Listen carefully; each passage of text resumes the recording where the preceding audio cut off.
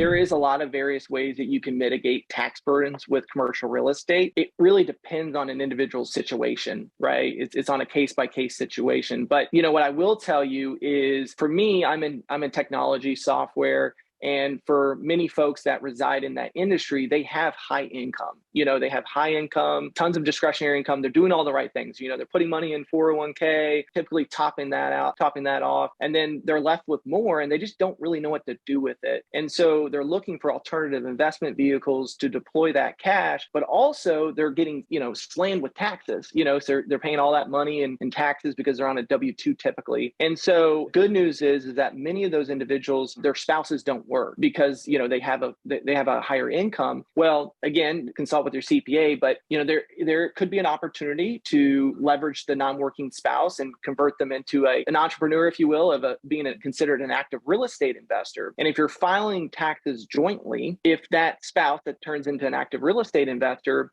as long as they're considered an active real estate investor, they can use depreciation to offset all income streams in the household, right? And so, and that includes the high income earner on the technology or software side or whatever it is that they're doing, right? And people don't talk about this enough, but it's something that I spent a lot of time in understanding and leveraging. Is there's very few things that are guaranteed in any investment in vehicle, but one of the guarantees in commercial real estate investing is actually tax mitigation currently based on the tax code how it's written today, right? So if you can understand that component of real estate investing, you could see double-digit return just off the taxes alone, right? So if you're using that depreciation and offsetting your active income in the 30 to 40% tax bracket, you just created 30 to 40% return on your investment, not considering all the other attributes of a real estate investment, such as cash flow and debt pay down and all those other things, right? So I like to talk about the non-sexy stuff in real estate investing, which typically relates taxes, tax mitigation, and debt pay down. Yeah, this is so funny because I always say like our deals are fairly boring. Like whenever I have a phone call with the first time investor, that